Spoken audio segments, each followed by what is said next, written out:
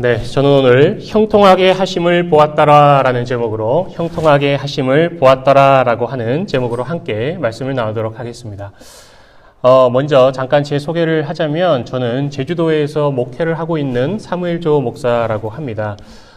제주도에 내려간 지는 이제 5년 정도가 됐고요. 아직도 제주도에 정착을 이제 하기 위해서 노력하고 있고 또 제주도민들과 함께 소통하기 위해서 노력하고 있는 중이고요.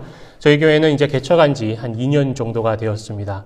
그래서 2년 동안에 많은 성도가 아니지만 또 몇 가정이 또 왔다가 육지로 올라가는 것도 경험을 하였고 또 함께 예배도 드리고 있고 또 여러 가지 아픔과 슬픔을 나누면서 또 2년간을 개척교회로서 이렇게 보냈다가 이번에 기회가 돼서 우리 미라클 포인트 교회에 방문하게 되었고 이렇게 또 말씀을 전할 수 있는 기회를 주시고 또 이 자리에 서게 하게 또 만드신 우리 하나님께 감사드리고 우리 또 박재만 담임 목사님께 우리 또 감사를 드립니다. 이 시간을 통하여 저는 형통에 대해서 함께 좀 나누고자 하는 것입니다. 여러분들 형통이라는 단어를 혹시 좋아하십니까? 형통이라는 단어를 혹시 여러분의 실생활에서 많이 사용하십니까? 사실 저는요, 이 형통이라는 단어를 언제 사용하는가 이렇게 한번 살펴보니까 교회에 와서 참 많이 사용을 하게 되더라고요. 실생활에서는 형통이라는 말을 이렇게 잘 사용하지는 않게 되더라고요. 그도 그럴 것이 현대 한국어에서는 이 형통, 만사형통 이런 말은 잘 사용하지 않게 되더라고요. 그런데 우리가 잘 부르는, 우리가 잘 알고 있는 찬송가 가운데 찬송가 384장이 있습니다. 그죠? 나의 갈 길 다 가도록. 이 찬양, 나의 갈 길 다 가도록 예수 인도하시니 그 찬양 다 아시죠? 그 찬양에 보면 맨 마지막에 무슨 일을 만나든지 만사 형통하리라 라고 이렇게 찬양하지 않습니까? 이 만사 형통이라는 이 이제 찬양을 통해서 우리가 만사 형통이 우리에게는 참 필요한 것이고 이 만사 형통이란 말은 듣기만 해도 너무 좋은 것이고 어쩌면 또 이 만사 형통이라는 이 찬양을 통해서 이것이 우리 크리스찬의 성공관에 참으로 필요한 것이 아닌가, 성공관을 대표하는 이 단어가 만사형통이 아닌가 우리가 이렇게 느껴지기도 하는 것입니다. 원래 이 형통이라는 것은 목적한 바를 이룬다라는 성공의 의미가 사람들에게는 참 강하게 다가오는 것입니다. 그래서 내 분야에서 성공을 이루고 인품이 있고 덕망도 있고 적당하게 베풀 줄 알면서 살아가는 것, 그리고 또 내 일에서 어느 정도 성공을 이뤘고 소유를 가지고 있고 또 돈과 명예도 적당히 있는 그런 세상 사람들의 시각에서 보는 것이 바로 만사형통의 개념인 것입니다. 그래서 이 만사형통은 어느 누구도 부인하지 않고 이것을 소유하기 원하고 이렇게 되기를 원하는 개념이 만사형통이었다라는 것입니다. 그래서 사람들은 이 만사형통이라는 것을 자꾸 이렇게 가지고 싶어하는 소유의 개념으로 받아들인다는 거예요. 그도 그럴 것이 어떤 분이 이제 TV에 나와서 이렇게 말씀하시는 것을 보니까 요즘에 많은 사람들이요, 어떤 물건을 이렇게 구매를 할 때 내가 필요해서 사는 시대가 아니라 이제는 가지고 싶은 것을 사는 시대가 되었다라고 말을 해요. 왜냐하면은 예전에는 참으로 먹고 살기 힘들고 여러 가지 삶이 어려운 분들이 많았기 때문에 정말 그 필요한 것들을 채우기 위해서 이제 구매를 하는 분들이 많았다면 이제는 우리가 아직도 사실은 세상에는 힘들게 살아가는 분들이 많지만 우리가 주위를 이렇게 둘러보면 참으로 풍요로운 삶을 우리가 그 시대를 지금 살아가고 있지 않습니까? 그러다 보니까 필요한 것을 사는 것보다는 이제는 갖고 싶은 것을 사는 그러한 시대가 되었다는 거예요. 그러다 보니까 만사형통도 이제는 우리에게 필요한 것이 아니라 자꾸만 가지고 싶은, 소유하고 싶은 그러한 개념으로 가진다라는 사실입니다. 그런데 성경에서 말하는 이 형통이라는 단어는 가지고 싶은 것이 아니라 꼭 필요한 것이 되어야 한다라는 것을 우리들에게 이야기하고 있습니다. 성경에서 말하는 이 형통의 개념이 다시 말해서 세상에서 말하는 그 형통의 개념과는 다르다라는 것입니다. 우리는 또 오늘 함께 읽은 이 본문을 통해서 참된 형통이 무엇인가, 이 형통은 우리를 어떻게 변화시키는가, 이것에 대해서 함께 나눠보기를 소원합니다. 오늘 첫 번째로 형통이라는 것은 무엇일까요? 바로 나와 함께 하시는 하나님이 보이는 것입니다. 형통은 나와 함께 하시는 하나님이 보이는 것입니다. 오늘 우리가 읽은 이 본문에는 요셉이라는 사람이 등장하게 됩니다. 여러분들이 신앙생활을 쭉 지금까지 해오셨다면 이 요셉에 대한 이야기를 한번 다 들어보셨을 것입니다. 이 요셉의 오늘 본문에서도 그렇고 이 요셉의 생애 속에서는 이 형통이라는 단어가 참으로 많이 등장을 합니다. 국어사전에서 형통이라는 것은 모든 것이 뜻과 같이 잘 되어간다라는 뜻이 담겨 있습니다. 그러면 누구의 뜻대로 잘 되어가는 것일까요? 내 뜻대로일까요? 아니면 하나님의 뜻대로일까요? 하나님의 뜻대로입니까? 네. 하나님의 뜻대로 이루어지고 있다면 그것은 내 삶이 지금 형통하다라는 의미입니다. 그런데 내 뜻대로만 이루어지고 있다면 그것은 내가 크리스찬으로서 형통하지 않다라는 것입니다. 우리가 이것을 꼭 기억해야 합니다. 오늘 등장하는 본문의 이 요셉은 형통하다라고 성경은 말하고 있습니다. 그런데 우리가 이 요셉을 잘 살펴보면 하나님의 뜻 가운데 요셉은 어떻게 되었습니까? 아버지 야곱의 사랑을 많이 받다가 형들의 질투로 인해서 시기를 받게 되고 애굽의 노예로 팔려가게 되지 않았습니까? 그래서 보디발이라는 사람의 그 집에서 종살이를 하게 됩니다. 이 요셉이 애굽으로 내려가게 된 것은 본인 스스로의 결정이 아니었습니다. 타인, 바로 그 형들의 결정에 의해서, 다른 사람에 의해서 강제로 그렇게 된 것입니다. 타인에 의해서 강제로 팔려가게 된 것입니다. 우리가 인생을 살면서 원하는 길로만 갈 수 없다는 것을 보여주는 것이 바로 이러한 대목입니다. 상황과 환경이 내 뜻대로 허락되지 않는다라는 것입니다. 자신의 뜻과 관계없이 타인에 의해서 이렇게 끌려가게 됐을 때는 여러분, 성공하는 경우가 많을까요? 실패하는 경우가 많을까요? 실패하는 경우가 많다는 것입니다. 왜냐하면 내 뜻대로 어느 것도 할 수 없었던 것입니다. 오늘 요셉은 어린 나이에 형들에 의해서 그렇게 팔려가게 된 것입니다. 형들에 의해서 그의 인생이 완전히 뒤바뀌어진 것입니다. 형들에 의해서 결국에는 노예가 되었기 때문에 미래를 장담할 수 없게 된 것입니다. 이 요셉 앞에는 암울한 미래만이 있게 되어져 버린 것이에요. 너무나 슬픈 현실입니다. 그러나 오늘 본문 2절에는 요셉이 암울하였더라, 요셉이 노예로 평생을 살았더라, 요셉이 그 인생이 끝났더라 라고 표현하고 있지 않습니다. 오늘 읽은 2절에 뭐라고 합니까? 여호와께서 요셉과 함께 하심으로 그가 형통한 자가 되어 그의 주인 애굽 사람의 집에 있으니 라고 말씀합니다. 무슨 말입니까? 요셉은 노예로 팔려가게 됐는데 하나님께서 그 요셉이 노예로 팔려간 집에 가기도 전에 그 요셉을 형통한 사람으로 만들었다라는 뜻이에요. 이미 요셉이 보디발의 집에 갔을 때는 형통한 자가 이미 되었기 때문에 그 형통한 자로서의 삶을 이 집에서 살게 되었다라는 것입니다.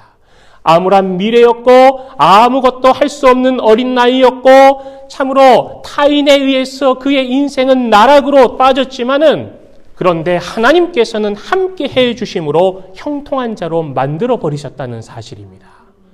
사랑하는 여러분, 우리가 만약에 보디발이었다면 형통한 노예가 들어오는 것이 좋습니까? 암울하고 미래도 없고 힘도 없는 노예가 들어오는 것이 좋으시겠습니까? 형통한 사람이 들어오는 게 좋지요. 그죠? 내가 만약에 비즈니스를 하고 사업을 하는데 형통한 사람이 들어와서 내 비즈니스가 잘 되는 게 좋고, 그죠? 또 우리 교회에 더욱더 계속해서 하나님께서 형통한 자를 불러주셔서 이렇게 형통한 사람들로 인해서 계속돼서 부흥하고 성령 충만한 게 좋은 것이지, 암울한 미래를 가진 사람만 계속 하나님 보내신다면 참으로 그 마음이 힘들 것입니다. 마찬가지입니다. 오늘 이 보디발도 하나님께서 형통한 자를 붙여주셨기 때문에 그 가정이 더욱더 잘되고 복을 받게 된 것입니다. 이것은 참으로 좋은 것입니다. 오늘 하나님께서 함께 하심으로 말미암아 요셉은 형통한 사람이 되었고 이 보디발의 집에서 지내게 된 것입니다. 그의 주인이 요셉을 볼 때 뭐라고 하냐면 3절에 보니까 여호와께서 그의 범사에 형통케 하심을 보았더라라고 표현을 합니다. 요셉이 노예였지만 그가 우리 집에 들어오는 순간에 보디발이 딱 보니까 그 보디발의 눈에도 요셉의 형통함이 보였다라는 것입니다. 그렇구나. 형통은 뭐라고요? 눈에 보이는 거구나. 형통은 눈에 보여야 하는 것입니다. 형통은 그냥 내 안에서 꼭꼭 감춰주고 내가 필요할 때만 꺼내 쓰는 그런 것이 아니라 형통이 막 나에게서 막 이렇게 보여야 하는 것입니다. 내가 마치 멋있는 화려한 옷을 입은 것처럼 내가 뭔가를 이렇게 장착을 한 것처럼 형통도 다른 사람의 눈에 보여야 하는 것이 바로 형통이라는 것입니다. 그렇다면은 뭐가 보였다는 것일까요? 만약에 제가 우리 집사님에게 형통이 눈에 보입니다. 집사님께 형통이 너무나 보입니다. 하고 했을 때 그럼 목사님 뭐가 보이십니까? 제가 어떤 모습이 보이십니까? 제가 이렇게 더 잘생겨 보이는 것입니까? 아니면 제 옷이 너무 멋져 보이는 것입니까? 아니면 막 내 옆에 성령님이 막 계시는 것입니까? 천사가 막 옆에서 날고 있나요? 뭐가 보이는 것입니까? 이렇게 물어볼 수 있지 않습니까? 그럼 뭐가 보인다는 것일까요? 여러분, 그런데 한번 생각해 보십시오. 요셉의 인생은 아무리 형통한 자라 할지라도 나락으로 가는 또 노예일 뿐입니다. 그 인생에 뭐가 보일 만한 게 있었겠습니까? 요셉의 인생이 어떻냐 말입니다. 요셉의 신부는 노예였고 가족과 떨어져 이국 타영에서 홀로 살아가고 있고 미래가 보이지 않잖아요. 완전히 인생의 내리막길이잖아요. 보일 만한 게 없어요. 그리고 요셉은 아직 어립니다. 대강 이렇게 신학자들이 유추를 해보니까 사춘기 시절 정도라고 하는데 여러분 심리학적으로 사춘기 시절에 가족들에게 버림받고 죽을 고비를 넘기고 노예로 팔려가고 또 나중에 감옥에도 들어가고 막 이러지 않습니까? 이렇게 끔찍한 경험을 하고 제대로 양육받지 못하고 이러한 경험을 어린 시절에 한 아이들은 나중에 반사회적인 장애를 가질 가능성이 높다라는 거예요. 흔히 말해서 우리가 영화 속에서나 이런 드라마에서 사이코패스라는 그런 말도 쓰는데 그러한 사람이 될 가능성이 높다라는 사실이에요. 그런데 여러분 한번 생각해 보십시오. 이러한 요셉에게 뭐가 보일 만한 게 있었냐는 말입니다. 그리고 요셉의 입장에서 우리가 모두가 요셉의 입장으로 돌아가 본다면 요셉이 이렇게 생각할 수 있습니다. 요셉이 사실 이렇게 된 것은 여러분 성경을 읽어보시면 잘 아시겠지만 하나님께서 주셨던 꿈으로 말미암아 그것이 발단이 되어서 요셉은 노예까지 되어지는 그러한 상황이 되었다라는 것입니다. 아니, 제가 만약에 요셉이었다면 저는 이렇게 불평했을 것 같아요. 아니, 주께서 꿈을 주셨지 내가 꿈을 꾸고자 해가지고 꿈을 꾼 것입니까? 주님께서 꾸신 꿈 나는 꿨고 그거를 형제들한테 말했는데 그들이 시기 질투해요. 나를 이렇게 노예로 팔게 한 거 아닙니까? 이것은 다 주님 책임입니다. 주님이 나를 이렇게 만드셨습니다. 왜 내 인생을 이렇게 만드셨냐 말입니다. 하나님께서 꿈을 주시지만 않았더라도 나는 지금 색동 옷을 입고 아버지 어머니의 사랑을 받으면서 참으로 멋있게 미래를 꿈꾸며 살 수 있었을 텐데 왜 주님은 나를 그 꿈을 꾸게 만드시고 내 입에 이렇게 고백하게 만드셔서 내 인생을 이렇게 만드셨습니까? 저는 그랬을 것 같아요. 저는요. 그런데 요셉은 어떻습니까? 그런 이야기가 제 성경에는 한마디도 찾을 수 있습니다. 하나님을 원망했더라, 하나님을 불평했더라, 겁나 짜증냈더라, 이런 세상 뭐 같은 내 인생 확 죽여 빼야지. 이런 단 한마디도 제가 가진 성경에는 없더라고요. 혹시 여러분의 가진 성경에는 그런 말이 있습니까? 없습니다. 그죠? 없어요. 그런 말 안 합니다. 오늘 성경에서는 이러한 배경을 가진 요셉이지만 아무것도 눈에 보일 게 없는 요셉이지만 하나님이 그와 함께 하시니 형통하다라고 말하고 있는 것입니다. 또 요셉은 여러분 아시지요? 이후에 어떻게 이 이야기가 흘러갑니까? 하나님 앞에서 순결을 지키려다가 자신의 주인이자 애굽 왕의 친위대장인 보디발의 부인에게 모함을 받아서 감옥까지 들어가는 인생이 되지 않습니까? 그런데 오늘 읽지 않았지만 23절에도 하나님이 요셉과 함께 하시니 그 요셉이 형통하다라고 그렇게 말을 하고 있습니다. 노예가 있을 때도 형통하고 감옥에 갇혔을 때도 형통하고 뭐가 요셉이 형통하게 만든 것일까? 그리고 요셉에겐 무엇이 보였단 말인가? 바로 하나님이 함께 하시는 것이 보였다라는 사실이에요. 이것이 참 우리의 신앙생활에서 중요한 것입니다. 우리가 신앙생활을 하면서 크리스찬으로 살아가면서 이 세상을 살아가는데 우리가 내가 크리스찬입니다. 나는 예수님을 믿습니다. 나는 교회를 다닙니다. 이렇게 말하고 막 이렇게 다른 사람들에게 알리려고 하는 게 중요한 것이 아니라 내 삶에서 나의 비즈니스가 하는 동안에 내 가정에서 학교에서 모든 곳에서 나와 함께 하시는 하나님이 다른 사람들에게 보여야 한다라는 사실이에요. 창세기 28장 15절에 내가 너와 함께 있어 내가 어디로 가든지 너를 지키며 너를 이끌어 이 땅으로 돌아오게 할지라 내가 내게 허락한 것을 다 이루기까지 너를 떠나지 아니하리라 하신지라.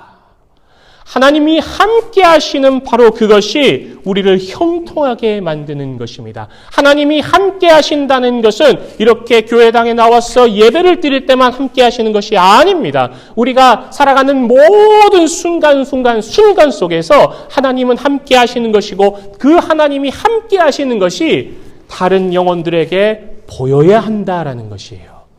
그것이 바로 전도입니다. 전도는 다른 것이 아닙니다. 교회 나오십시오. 교회 나오십시오. 교회 좋습니다. 이렇게 우리가 목 아프게 이야기하고 소리 지르고 하는 것보다 더 중요한 것은 나와 함께 하시는 하나님이 다른 사람에게 보여서 그와 함께 하시는 하나님 나도 함께 하시면 참 좋겠다. 나도 그 하나님을 만나고 그 하나님과 동행하며 그 하나님을 덧입어서 이 세상 가운데 더욱더 힘차게 살아봐야겠다. 그것이 다른 이들에게 보여야 한다라는 사실입니다. 사랑하는 여러분, 우리가 이것을 꼭 기억해야 됩니다. 세상 사람들은 이 형통이라는 것을 높은 지위에 있게 되면, 우리가 많은 재물을 소유하게 되면, 우리가 멋진 집에서 살고 멋진 자동차를 끌고 멋지게 우리가 살아가는 것이 형통이라고 하지만 성경은 그렇게 말하는 것이 아닙니다. 이 형통이라는 것은 내게 주어진 환경, 내게 처한 상황, 그런 것과는 상관이 없는 것입니다. 지금 나의 지위, 나의 직분, 나의 타이틀, 세상 사람들이 바라보는 나의 모든 그런 형편과 상황, 이것과는 형통은 상관없는 것입니다. 교회 안에서 많은 봉사를 하고 많이 헌금을 하고 많은 시간을 보내는 것도 나를 형통하게 만드는 것이 아닙니다. 하나님이 나와 함께 하시는 것이 바로 나를 형통한 자로 만든다라는 것을 여러분 믿으시기 바랍니다. 우리의 삶 속에 또 그 함께 하시는 사람이 바로 다른 이들에게 형통한 자로서 인정받게 되고 형통한 자로서 그것이 보여지게 되고 그 형통한 자로 말미암아 구원의 강물이 우리를 통하여 계속해서 흘러나가게 된다는 것입니다. 오늘 또 두 번째로 이 형통은 나를 다스리는 자가 되게 하는 것입니다. 무슨 말입니까? 오늘 본문에 보면 이 형통한 요셉에게는 언제나 다스리는 일이 주어지게 됩니다. 노예임에도 보디발의 집에서 다스리는 일을 하게 된 것입니다. 죄수로 감옥에 갇힘에도 불구하고 간수들이 하는 일을 대신하여 죄수들을 다스리는 일을 하게 된 것입니다. 그리고 나중에는 마침내 애굽의 총리가 되어 애굽 왕 바로의 일을 대신하여 애굽을 다스리는 자가 된 것입니다. 하나님께서 이렇게 요셉을 다스리는 자로 살게 한 것입니다. 이것이 바로 형통한 자의 삶입니다. 그런데 우리가 이 다스린다라는 말을 잘 기억해야 됩니다. 이 다스린다라는 말은 누구를 통치하고 지배한다는 말이 아닙니다. 다스린다라는 것은 타인을 보살펴 이끌거나 관리하다, 즉 돌보다, 돌봄의 의미가 여기 있는 것입니다. 이 돌봄을 하라라고 형통한 자로 만드셨고 형통한 사람은 이렇게 돌봄의 사명을 갖게 되는 것입니다. 여러분, 돌보다라는 의미를 여러분 잘 아십니까? 아이를 키워보신 분들은 여러분 잘 아실 것입니다. 아이에게 이제 이렇게 분유를 타서 먹이기 전에 이 분유가 뜨거운가? 뜨겁지 않은가를 이렇게 알아보기 위해서 엄마나 아빠들은 어떤 행동을 합니까? 이 분유를 이 손등에다가 몇 방울 이렇게 떨어뜨려 보잖아요. 이렇게 떨어뜨려 봐요. 그래서 이게 적당하면 이제 우리 아이에게 먹여도 되겠구나 하면서 먹이지만 이것이 너무 뜨거우면 좀 이렇게 식혀 놓았다가 나중에 그 아이에게 이렇게 먹이게 되잖아요. 이것이 바로 돌봄인 것입니다. 돌봄이라는 것은 내가 미리 한번 살아보는 삶, 그래서 그 삶을 통해서 이것이 좋은가 그렇지 않은가를 그 사람에게 적용시키는 것이 바로 돌봄입니다. 하나님께서는 형통한 자에게 이 돌보는 삶을 살라고 말씀을 하시는 것입니다. 나의 이익을 위해서만, 나의 부귀영화를 위해서만, 나를 위해서만 다스린다면 그것은 독재가 되는 것입니다. 성경에서는 나를 통하여 타인을 복되게 하는 자가 형통한 자라고 말씀하고 있는 것입니다. 오늘 본문의 5절에 보디발의 집안이 요셉으로 인하여 복을 받게 되었다라고 말하는 것입니다. 요셉은 나에게 주어진 그 다스리는 돌보는 삶에 충실한 삶을 산 것입니다. 형통한 요셉은 내가 비록 노예의 신분이라 할지라도 감옥에 있을지라도 하나님이 나와 함께 하시고 하나님께서 나에게 돌보는 자의 삶을 원하시기 때문에 나는 그것을 최선을 다해서 감당하겠다라고 생각하며 열심히 살았던 것입니다. 하나님께서 사람에게 허락하시는 그 삶의 현장이 있는데 그 주어진 삶의 현장이 어떤 상태인가 그것이 중요한 것이 아닙니다. 모든 삶의 현장은 하나님의 계획이 있기 때문에 하나님을 만나고 체험하는 현장이며 하나님이 원하시는 일을 수행해야 하는 곳이 우리에게 허락된 현장입니다. 그곳에서 내가 무엇을 해야 되는가 아는 것이 정말로 필요합니다. 그 상황이 참으로 우리의 생각보다 별로 좋지 않을 수가 있습니다. 우리의 상황들이 별로 내가 다른 사람에게 뭘 돌볼 수 있을까 이렇게 생각되어질 수 있습니다. 내가 지금 신분이 나는 별로 이렇게 사회적으로 영향력도 없고 돈도 많이 가지지 않고 좀 이런데 뭘 다른 사람에게 좋은 것으로 선한 영향을 끼칠 수 있습니까? 이것이 중요한 것이 아니라는 것입니다. 하나님의 뜻을 이루기 위해 내게 주어진 상황과 이 현실을 내가 인정하고 받아들인 다음에 그것이 마음에 들지 않고 벗어나고 싶더라도 하나님께서 나에게 형통한 자로서 돌봄의 그 사명을 주셨다면 우리는 감당해야 됩니다.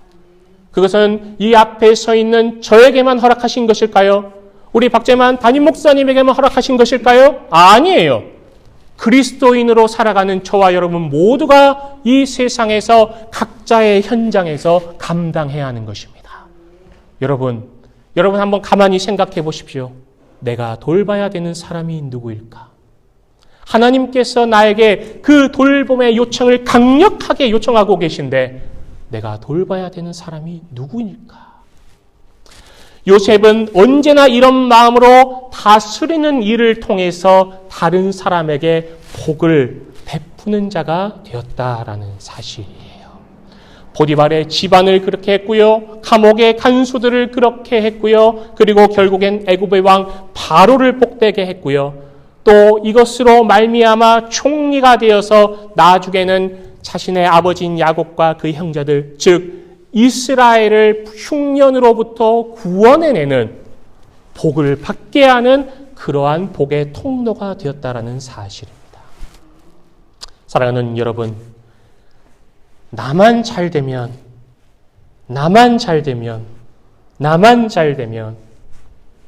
혹시 이런 생각으로 살아오신 분이 있습니까? 하나님께서는 우리를 부르실 때 나를 통해서 흘러가는 복이 있으면 너무나 좋겠다라는 기대감을 가지고 우리를 부르신 것입니다. 여러분들을 통하여 그 구원의 복이 계속해서 흘러나가기를 원하셔서 여러분을 먼저 부르신 것입니다. 우리를 통해서 흘러가는 그 구원의 강물이 이제 믿지 않는 비즈니스에 너무나 바빠서 삶에 너무나 지쳐서 주님을 돌아보지 못하고 주님을 만나지 못하고 주님께로 오지 못하는 그 영혼들에게 나를 통하여 그것이 흘러가 그들이 예수를 알고 예수님을 보고 예수님을 믿고 주님 앞으로 달려나오게 해야 하는 것입니다. 그것이 바로 우리의 사명인 것입니다. 오늘 본문의 이 형통한 자로서의 요셉은 예수님의 모형이 되는 것입니다. 우리 예수님은 이 땅에 섬김을 받으러 온 것이 아닙니다. 우리를 위해서 그 죄를 대신 지시기 위해서 그리하여 구원하시기 위해서 이 땅에 오시지 않았습니까? 예수님께서는 그 예수님의 그 보혈의 피가 세상에 계속해서 흘러나가게 만들기 위해서 이 땅에 오셨다라는 사실입니다. 우리 주님 안의 교회도 이제 이 로고가 있는데 그 로고가 예수님의 이렇게 핏방울입니다. 우리 엘라권 사모님께서 만들어주신 로고예요. 그 로고가 핏방울이 세상에 한 방울 탁 떨어지니까 세상에 쫙 퍼져나가는 그 로고를 만들어주셨거든요.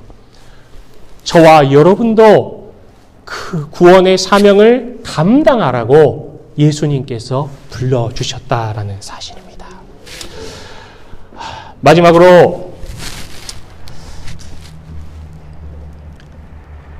형통이라는 것은 우리가 기대하기에 참으로 평안하고 순탄하고 참으로 좋은 어떤 그러한 이미지와 기대를 갖게 하지 않습니까? 그런데 사실 여러분, 이 형통이라는 것이 우리와의 기대와는 다르게 항상 평탄하게 만드는 것만은 아니라는 사실입니다. 누가복음 8장에 보면 예수님과 제자들이 함께 배에 올라타는 장면이 있습니다. 예수님과 제자들이 배를 타고 건너편에 가고 있었습니다. 그때 예수님은 피곤하셨는지 배 아래에서 잠이 드셨습니다. 그때에 그 잘 가고 있던 배에 큰 일이 생긴 것입니다. 광풍이 몰아치고 파도가 막 이렇게 높이 일어나게 되고 참으로 그 배가 이제는 전복할지도 모르는 그런 상황에 처하게 된 것입니다. 그때에 아마도 그 배에 타고 있었던 제자들 또 베드로와 제자들은 당황하지 않았을지도 모릅니다. 왜냐하면 베드로와 제자들은 여러분 아시듯이 어부 출신이었기 때문입니다. 어부로서의 삶을 살아가다 보면은 그 밤에 여러 가지 일들이 많이 생겼기 때문에 그것을 분명히 경험해 봤을 것입니다. 그래서 침착하게 물이 막 배에 들어오니까 그 물을 퍼내기 시작합니다. 표를 열심히 퍼내기 시작합니다. 옆에 있는 사람들에게도 그 물을 퍼내는 것을 가르쳐 줍니다. 이제 곧 물을 퍼내면 바람도 조금 있으면 잠잠해질 테고 모든 것이 평안해질 거야 생각했을지도 모릅니다. 그런데 그날은 달랐던 것입니다. 계속해서 바람이 불고 파도가 치고 물이 들어오기 시작하는데 감당할 수 없는 그러한 상태가 되었다는 것입니다. 그때 예수님께 달려가서 예수님 우리가 죽게 되었으니 예수님 제발 일어나셔서 이 상황을 좀 어떻게 해주세요. 예수님을 깨우기 시작한 것입니다. 그러자 예수님께서는 그렇게 제자들과 사람들을 괴롭히던 파도와 바람을 꾸짖으셔서 잠잠하게 만드십니다. 그리고 그 배는 평안하게 목적지까지 갈 수 있게 되는 그 장면을 우리가 누가복음 8장에서 만나볼 수 있습니다. 그러면 제가 만약에 제자의 입장이라면 이렇게 생각되어졌을 것입니다. 아니, 분명히 이게 우리가 먼저 가자고 한 그 길이 아니라 주님께서 가자고 하신 그 길인데 왜 이런 강풍이 일고 파도가 치는 것입니까? 주님께서 가자고 하셔서 주님 말씀에 순종하여 가는 길인데 순탄한 일만 일어나야 되는 것이 아닙니까? 하나님의 본체이시며 창조주이신 예수님께서 여기 지금 우리 옆에 타고 계시고 함께하고 계시면 바람 따위가 알아서 멈춰야 되는 거 아닙니까? 아니면 저 천군 천사들이 저같이 이렇게 넓은 등판으로 딱 바람을 쫙 막아서가지고 바람이 붙지 못하게 파도가 들어오지 못하게 천군 천사들은 뭐하고 있어? 직무유기네. 막아야 되는 거 아니에요? 예수님이 우리와 함께하고 계시는데 저는 이렇게 생각했을지도 몰라요. 왜 광풍이 불고 바람이 불고 순탄하지 못한 것이냔 말이에요. 우리의 인생이에요. 예수님과 함께 하시는데. 여러분 예수님 믿으시잖아요. 예수님과 함께 동행하시잖아요. 그리스도인으로 살아가시잖아요. 그런데 왜 인생은 순탄하지 않냐는 것입니다. 왜 저도 우리 목사님도 왜 인생이 순탄하지 않았냔 말이에요. 그것은 형통은 결과가 아니라 과정이기 때문입니다. 우리는 자꾸만 형통을 결과로 생각할 때가 너무나 많습니다. 이 형통하다라는 것을 통해서 성공을 자꾸만 떠올립니다. 내가 이만큼 내가 원하는 만큼 돈을 벌었다. 내가 올라가고 있을 수만큼의 그 지위에 올라갔다. 내가 사회적으로 어떤 타이틀을 얻었다. 내가 사회적으로 어떤 부와 명예를 얻었다. 내가 원하는 대로 이렇게 되었다. 이렇게 흘러갔다. 우리는 자꾸만 이렇게 결과적으로 형통에 대한 이야기를 하기 때문입니다. 그런데 형통은 결과가 아니라 과정인 것입니다. 왜 과정인지 아십니까? 요셉이 노예가 되었을 때 형통하였더라. 요셉이 감옥에 있을 때 형통하였더라. 그렇게 말씀하는데 제가 성경을 가만히 찾아보니까 나중에 요셉이 애굽 총리가 되었을 때는 형통하였더라. 그런 말이 없습니다. 왜 그런 말이 없지? 총리가 된 건 형통한 게 아닌가? 왜 성경에 그런 말이 없지? 제가 성경을 막 찾아봤는데 그런 말이 없더라고요. 나중에 하나님께서 기도하는 가운데 깨달음을 주시는데 형통이라는 것은 어떤 자리까지 올라갔다라는 게 형통이 아니라 하나님과 함께 하셨던 그 모든 과정을 형통이라고 말하는 거구나. 우리가 어떻게 되었다? 잘 되었다? 이것이 형통이 아니라 내가 고난이 있는 삶이라 할지라도 힘들었던 그런 기억이 있었던 삶이라 할지라도 그 순간에 하나님이 함께 나와 하셨다면 그것은 형통이었다라는 사실입니다. 그리고 그 형통의 기간을 지나서 반드시 하나님께서는 나의 모든 상황과 형편을 역전시켜 주신다라는 사실입니다. 사랑하는 여러분, 오늘 우리는 이 형통에 대해서 함께 나누었습니다. 저는 저와 여러분이 다 형통하시기를 바랍니다. 여러분 형통하시기를 바라십니까? 네, 형통하시기를 바랍니다. 그런데 우리가 꼭 기억해야 할 것은 형통에는 고난도 있다라는 사실이에요. 예수를 믿으면 고난이 없습니까? 고난이 있습니다. 고난이 있어요. 아이고 목사님, 예수 안 믿는 사람한테 그렇게 말하면 안 됩니다. 그러면 예수 믿으려고 안 해요. 그래도 고난은 있습니다. 그런데 그 고난이 우리를 더욱더 단단하게 만들고 정금같이 만들고 하나님의 쓰시기에 참으로 좋은 그리스도인들로 만들어간다는 사실이에요. 사랑하는 여러분, 오늘 우리가 살아가는 인생이 참 녹록지 않으실 거예요. 그리고 그런 인생들을 살아오신 분들도 여기 많이 계실 것입니다. 그러나 그 모든 순간이 하나님이 함께 하셨다면 우리는 형통한 삶을 살아온 것입니다. 그리고 앞으로도 형통한 삶을 살게 하실 것입니다. 그러나 고난만이 있는 것이 아닙니다. 우리에게 반드시 하나님께서 내리시는 그 영광을 함께 참여하도록 우리의 삶을 역전시키실 것입니다.